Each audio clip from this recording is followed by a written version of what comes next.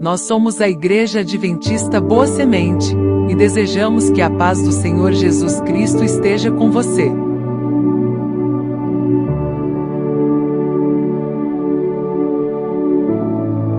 Estamos muito felizes com a sua companhia. Aproveite para se inscrever em nosso canal, ativar o sininho para sempre ser avisado sobre novos conteúdos referente à nossa escola bíblica presencial, que acontece todos os sábados, às 9 horas da manhã. Estamos esperando por você.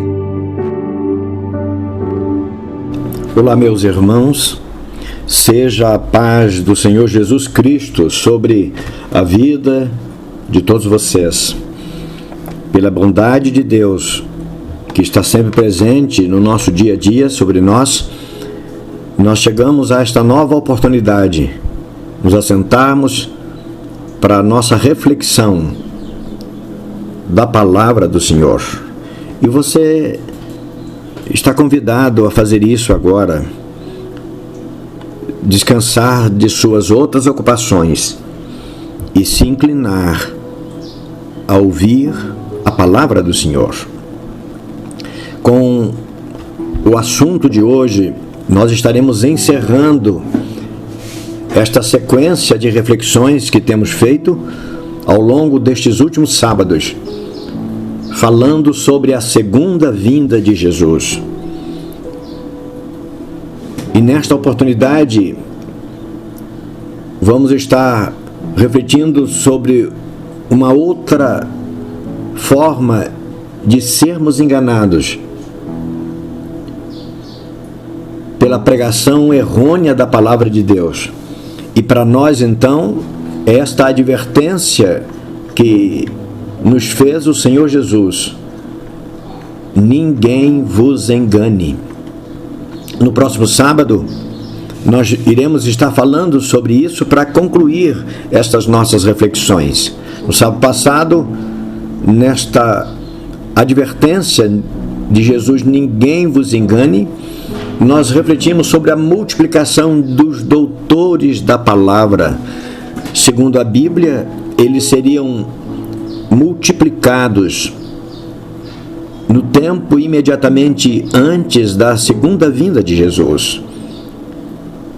Nesta oportunidade, nós estaremos falando sobre a multiplicação da iniquidade.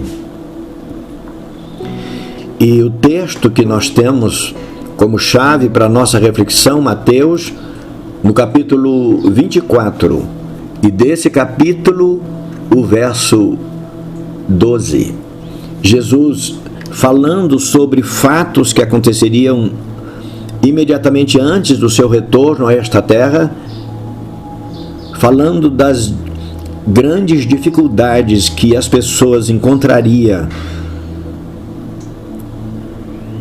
para servir a Deus, ele sinalizou com a seguinte afirmação: e por se multiplicar a iniquidade, o amor de muitos se esfriará. Veja, multiplicação da iniquidade. E nesta questão, a gente precisa aprofundar um pouco mais a nossa reflexão para entendermos o que é iniquidade. E é bom que a gente note que Jesus não falou em multiplicação de pecado. Jesus fala da multiplicação da iniquidade. E por quê? Qual é a diferença? Vamos pensar assim, de maneira bastante objetiva, para facilitar o nosso entendimento. O pecado não evolui, já falamos isso em momentos anteriores. Pecado é sempre pecado. Não tem pecado novo. Isso é incrível, mas não tem pecado novo. Tem formas novas de acesso ao pecado. Tem conceitos novos, porque o pensamento evolui, para as pessoas assimilarem o que é o que não é pecado. Mas não há pecado novo. E o pecado é aquele que sempre existiu. o pecado não é novo nem evolui. O ser humano peca em duas dimensões. Os pecados, eles são praticados contra Deus. É uma dimensão. Há pecados que as pessoas praticam que eles só atingem a honra divina. Eles só atingem Deus. E há uma outra forma, um outro viés, outra prática de pecado que as pessoas, além de atingirem a divindade, também afronta o próprio ser humano, seus semelhantes. Então só se peca contra Deus e só se peca contra as pessoas. No pecar contra as pessoas, é possível que, quando pecamos contra pessoas, é possível se pecar contra si mesmo. Mas todos nós somos pessoas, então só existe essas duas maneiras de pecado. Agora, qualquer pecado que nós praticamos que ofende as pessoas, não é novo. Se ofende as pessoas, é o que o pecado sempre promoveu: a desordem entre as pessoas. E se pecarmos contra Deus somente, então é pecado contra Deus. Afrontamos Deus. Portanto, não tem essa ideia de evolução de pecado. Portanto, Jesus não vai falar sobre a multiplicação do pecado. Ele vai falar sobre a multiplicação da iniquidade. Dizendo de outra maneira, todos nós somos pecadores. Qualquer pessoa é pecadora. Não importa se ela é religiosa, se ela não professa religião alguma, se ela procura servir a Deus, ou se ela é avessa a qualquer atitude de adoração a Deus. Todos praticamos pecados, todos nós nos incorremos em pecado, a nossa natureza é de pecado. Entretanto, nem todos somos iníquos, nem todos praticamos a iniquidade. Portanto, toda a iniquidade está vinculada ao pecado, mas nem todo pecado se configura em iniquidade. Portanto, o pecado, já sabemos que isso é simples de entender. Qualquer prática, seja em atos, palavras, atitudes, forma de relacionamento, ação, omissão, que por vezes o ser humano se incorre nisso, é uma prática pecaminosa. Mas a iniquidade, ela tem o condão do pecado, mas ela só está presente numa determinada condição.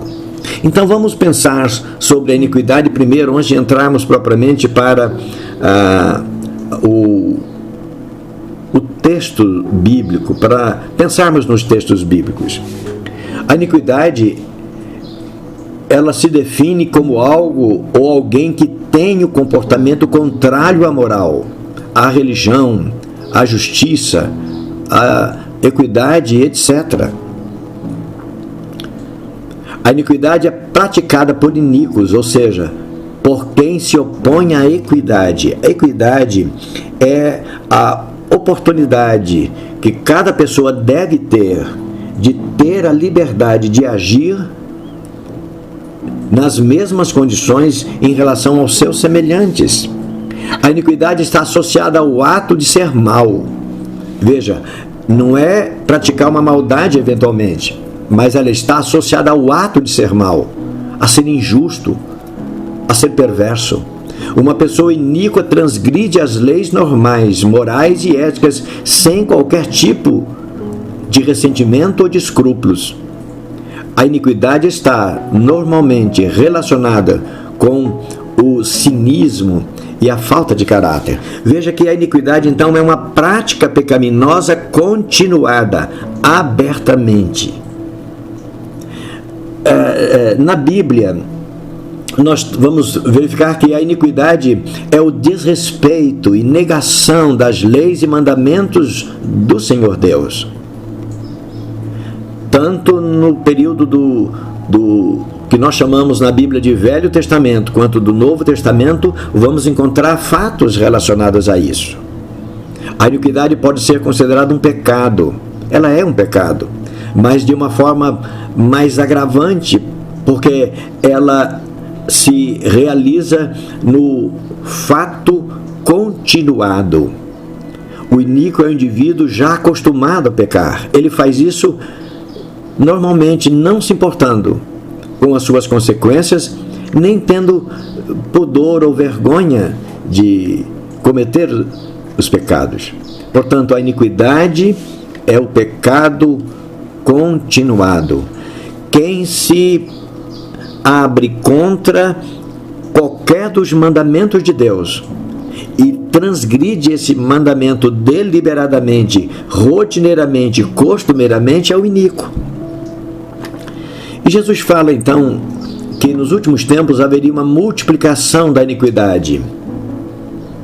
Ou seja, nós estamos cercados cada vez mais de pessoas que, por vezes, embora titularizados como pessoas dedicadas à fé, são iníquos, transgressores da palavra de Deus, da lei de Deus, transgridem os mandamentos de Deus deliberadamente, acostumadamente e abertamente.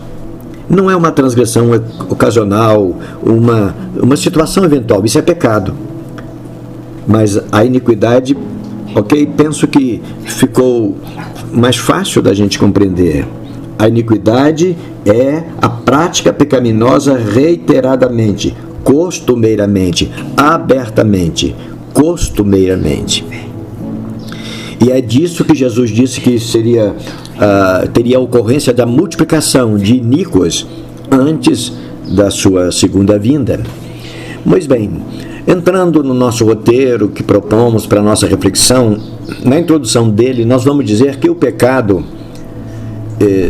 todos nós, você e eu, já ouvimos dizer, ele sempre existiu, como já abordamos na nossa fala introdutória.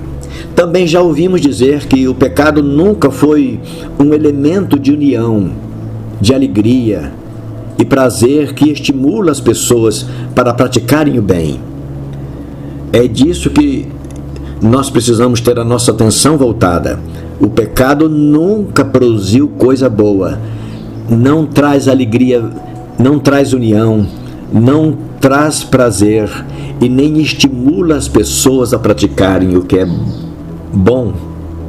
Mas eu e você também já ouvimos que o pecado que nos rodeia hoje não representa ou não apresenta características piores do que foi em tempos passados. Como já falamos também, o pecado sempre produziu o que é mal, o que é ruim, leva as pessoas a fazer o que é mal, estimula a tristeza, afasta a alegria, remove o prazer e traz presente na vida das pessoas a angústia. O pecado sempre promove o remorso, a tristeza, o arrependimento. Contudo, nenhum de nós deve se deixar levar pelo pensamento que aponte para certa conformidade com o pecado, a ponto de imaginar que seus efeitos perturbadores se limitam ao que sempre foi, de tal modo a nos descuidar e nos deixar levar pelo pecado. Preste atenção. Na medida em que o pecado vai sendo praticado socialmente e vai sendo a sociedade envolvida por ele, é possível que muitos de nós caia no pecado. É por isso que Jesus diz: cuidado, ninguém vos engane. A iniquidade vai se multiplicar no final dos tempos. E se a gente se descuidar, a gente pode passar a ser um iníquo também. Ou seja, transgredir deliberada e abertamente a vontade de Deus, os mandamentos de Deus. O descuido foi o laço pelo qual os judeus foram aprisionados. Eu gostaria que vocês pensassem, quando Jesus chegou a este mundo, no seu nascimento, na sua primeira vinda, ele encontrou os judeus todos dedicados à fé, mas aprisionados pelo descuido que eles incorreram, e eles estavam transgredindo, eles estavam praticando a iniquidade sem perceberem. Eles estavam tão seguros de si, de suas crenças, e de tal modo seguros nas Escrituras, que se descuidaram. O tempo que esperavam chegou. Eles esperavam o tempo do Messias. O ungido que eles esperavam chegou também, mas eles não perceberam. Irmãos, é possível que nós nos enganemos com as próprias Escrituras. Aquilo que seria para bem pode nos fazer mal. Olha o que Jesus vai dizer no capítulo 12 de Lucas, verso 54 ao 56. Ele dizia à multidão: quando vedes a nuvem que vem do ocidente, logo dizeis, lá vem chuva, e de fato a chuva vem. E quando assopra o vento do lado sul, vocês dizem, hoje o clima vai estar agradável. E isso acontece. E aí Jesus diz, hipócritas, vocês sabem discernir a face do tempo, da terra e do céu, e não sabeis discernir este tempo. Ou seja, eles estavam preparados para a vida com base na natureza, nos sinais da natureza, mas eles, com as Escrituras na mão, eles estavam com o Messias diante deles, e eles não perceberam que Jesus era o Messias. Aqueles que eles anunciavam e que eles esperavam já havia chegado, e eles não perceberam. Da mesma maneira, nós estamos vivendo os tempos que precedem a iminente volta de Jesus. E Jesus nos alerta, cuidado, a multiplicação da iniquidade vai acontecer, e cuidado para vocês não se envolverem com ela.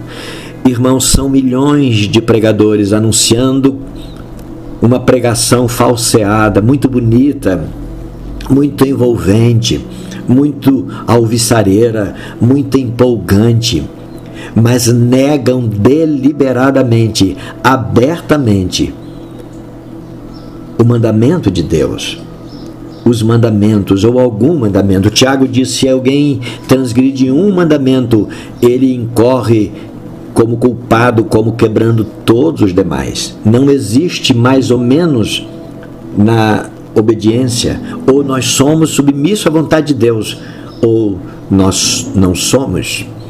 Na reflexão 1, ao responder perguntas sobre sua vinda e o fim do mundo, Jesus afirmou que tempos embaraçosos para o exercício da fé precederiam sua segunda vinda. Ele falou, entre outros sinais, que a iniquidade, não o pecado propriamente, como já dissemos, seria multiplicada. A iniquidade. Muita gente falando, ensinando abertamente a transgressão da lei de Deus, dos mandamentos de Deus, de tal maneira que isso acaba virando verdade no ouvido de milhares de pessoas. Dessa forma, temos diante de nós uma forte indicação para nos localizarmos no tempo e não sermos enganados como foram os irmãos judeus quando da primeira vinda do Senhor. É preciso prestar atenção. O mais forte incômodo para o exercício da fé nos últimos tempos seria a multiplicação da iniquidade, ou seja, a multiplicação de pessoas crentes, ensinadores religiosos, doutores da palavra, como nós aprendemos, refletimos no sábado passado, que estarão ensinando parcialmente correta a palavra de Deus. E o parcial não resolve. É preciso que cumpra-se em nós todo o propósito de Deus. E então, de posse dessa informação, o que devemos fazer é procurar entender o que é iniquidade e como ela pode se multiplicar. A gente está sugerindo para ler Isaías no capítulo 28 e o verso 10, que diz assim: porque é mandamento sobre mandamento, mandamento e mais mandamento, regra sobre regra, regra e mais regra. E essas regras, elas estão espalhadas pelas Escrituras, de tal maneira que a inspiração do profeta conclui o verso 10 dizendo: um pouco aqui e um pouco ali. Agora, a propósito, e especificamente na palavra aqui citada, veja só, você já ouviu falar que cristão é salvo pela graça e não tem regra a ser seguida, não tem mandamento, a lei de Deus não tem lei para ser seguida. Veja o que o profeta Isaías diz: é mandamento sobre mandamento. Deus está dizendo através do profeta: mandamento e mais mandamento, regra sobre regra, regra e mais regra, um pouco aqui e um pouco ali. 1 Coríntios, capítulo 2, e o verso 13, olha o que Paulo diz, falando daquilo que ele dava testemunho do que ele havia recebido por inspiração, por revelação de Deus. Ele diz assim: nós temos falado do que temos recebido, não com palavras de sabedoria humana, mas com as que o Espírito Santo tem ensinado, comparando coisas espirituais com coisas espirituais. E coisas espirituais, ele escreve aos Romanos, por exemplo, dizendo: assim o mandamento é santo, porque é espiritual. O mandamento é santo, justo e bom. Ele é santo porque procede de Deus, todos os mandamentos.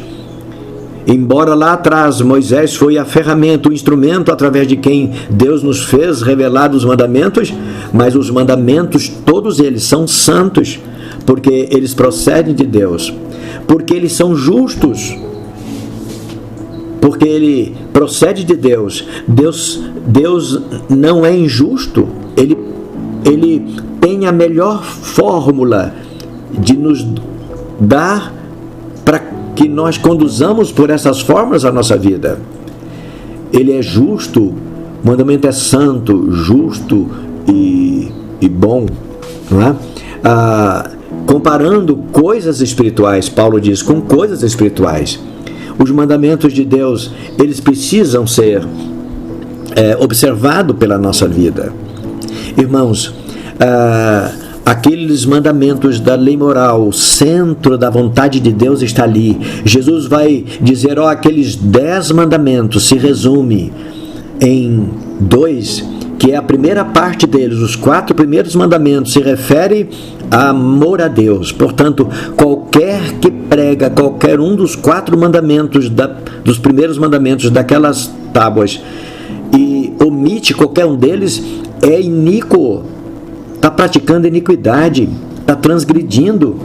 Assim como qualquer que ensina alguns dos outros 6 mandamentos da lei de Deus como desnecessário ou de forma sem importância, amena, quem puder faz, quem não puder não faz, também é iníquo. Portanto, a lei é santa, justa e boa. Aliás, irmãos, não foi só Jesus quem falou daqueles 2 grandes mandamentos: amar a Deus sobre todas as coisas e amar ao próximo como a si mesmo. Em Mateus, quando Jesus ele relata as palavras de Jesus, diz assim: destes 2 mandamentos depende toda a lei, toda a Torá e os profetas. Ele se referia aos profetas. O que nós temos em mãos são os escritos desde Josué, o livro de Josué, até o livro de Malaquias. Desses 2 mandamentos, toda a lei e os profetas dependem deles, estão inseridos nele. E pregar coisa ao contrário, ensinar o contrário, é iniquidade. E o que não faltam são pessoas ao nosso redor, como já falamos no sábado passado, nos púlpitos das igrejas, escrevendo livros, bons livros até, mas no que tange a questão da iniquidade, essas pessoas estão mergulhados nela, porque transgridem deliberadamente os mandamentos de Deus. Na sequência 1, a gente vai dizer que quando o pecado que nenhum de nós tenha dúvidas sobre o que ele é. Todos nós sabemos, temos consciência do que é pecado. Mas para efeito de confirmação, lembramos que pecado é a transgressão eventual de qualquer um dos mandamentos de Deus. Então todos nós, já falamos, estamos sujeitos a pecar. Não há quem não peque. Agora, a iniquidade também está dentro do conceito de pecado, mas com a diferença de que a iniquidade é a transgressão deliberada e permanente de um ou mais dos mandamentos de Deus. Com isso em mente, podemos entender com relativa facilidade até a afirmação de Jesus quando disse: não se engane, antes que eu volte, haverá multiplicação da iniquidade. Em outras palavras, foi dessa forma que Jesus, é isso que Jesus estava nos ensinando. Agora, o nosso desafio se limita à identificação da iniquidade que corre ao nosso redor.